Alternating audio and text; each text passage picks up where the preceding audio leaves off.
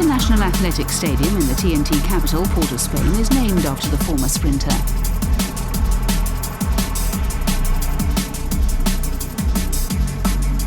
The Hazley Crawford Stadium is the main training centre for the latest generation of Trinbagonian Olympians.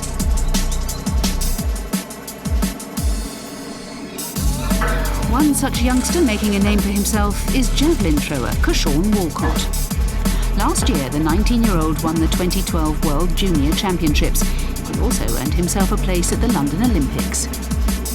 Former Cuban hammer thrower Ismael Lopez Mastrapa is Keshorn's coach. After we won the World Juniors, I went to him and told him that we had won what we needed to win this year, and that the aim of participating in the Olympic Games was primarily to gain experience and to enjoy it. That was our thinking at our pre-Games training camp in Wales. As we trained, we focused in on what we wanted to achieve in the competition and on getting a good result. The goal in London was to just have an excellent throw. At the London Olympics, which were Keshorn's first senior competition, a throw in qualifying of 81 metres 75 put him in 10th place overall and secured him a spot in the Olympic final. Then I saw the other guy throw, he didn't pass it, so I said, I'm in the silver medal, I got a silver medal. The other guy threw. I looked at the javelin, he was going, but then I see it started to dip. So I told myself, okay, what did I just do? I just won. No one expected Keshorn to break a 40-year barrier with a Western Hemispheric country claiming a medal, much less gold. So when that 19-year-old did that, it was pure pandemonium in Trinidad. People went crazy, people went wild. And to know that he came from such a small town of Toko, it was humbling. It was very, it just sent Trinidad into a frenzy. It was crazy. The day of his return home from London was declared a national holiday as Keshorn was greeted by thousands of supporters. Well, first of all, as I landed, I didn't get off the plane good. There were people in front of the plane. I was like shocked, I was surprised. Started to hear this loud noise, and I was wondering, what was that? Well, where's all that noise coming from? And they say, wait, hold on, you will see. As soon as I walked out, to see so much people, most of them, a lot of them from my hometown up Toko here, that was really shocking knowing that so many people in the airport. And I was really shocked, and I really appreciated what each and everybody did coming out and support.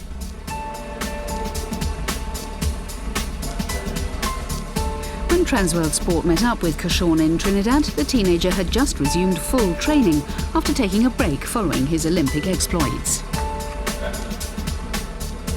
I was eagerly awaiting to go back to the gym because I really like to train. I know without training there's no improvement, so I actually started back in October, but I've been doing here and there and been all over the place still, so I'm just getting back into it serious. Unfortunately, on our visit, heavy rain and a waterlogged track prevented Keshorn from being able to throw the javelin.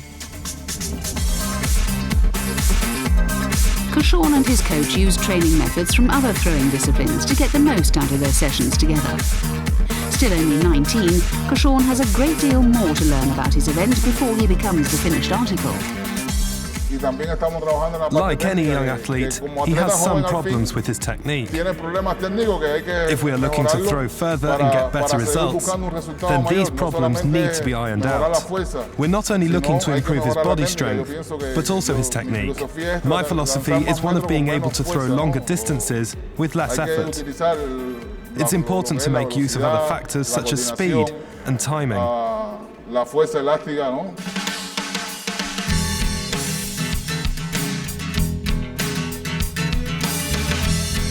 Keshorn grew up in the small village of Toko in the northeast of Trinidad.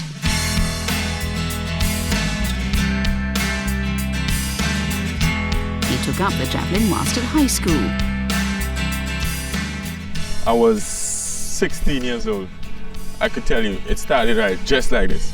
We were practicing cricket. There's the nets up there, but we were practicing cricket right here.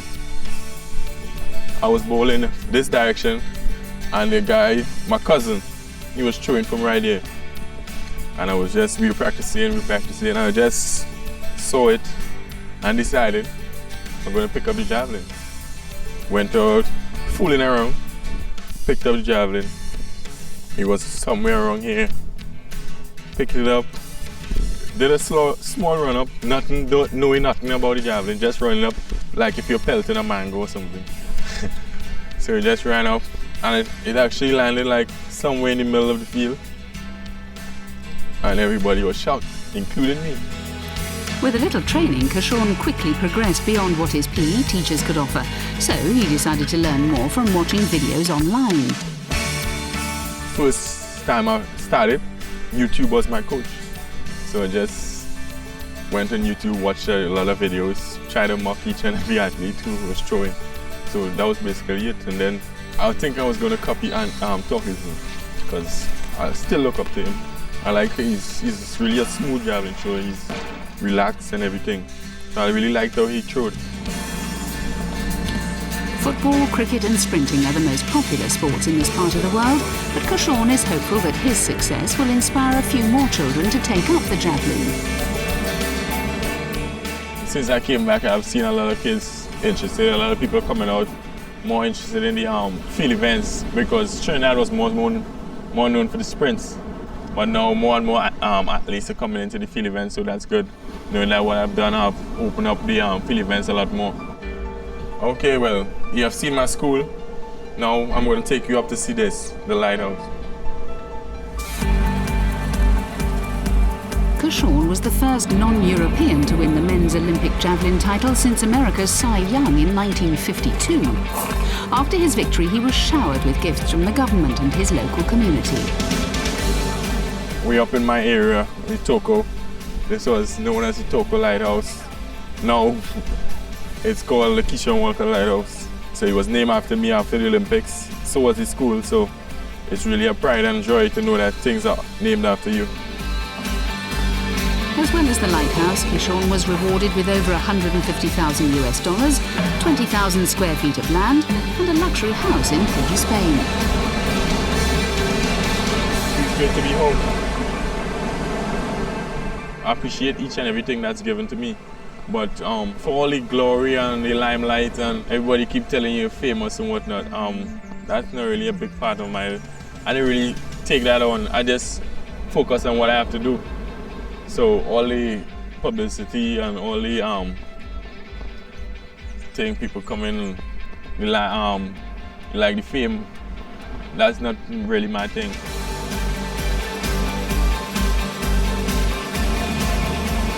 Keshorn's achievements in London were monumental for sport in Trinidad and Tobago. For the rest of his career, the entire nation will be watching his every move, hoping for more success. A lot of expectations will be on his shoulders, but that 19-year-old, he shook the world, he shook Europe, he shook everyone. No one expected it, because he probably was the youngest contender in the javelin. And when he threw that spear 84.53 meters, it was historic.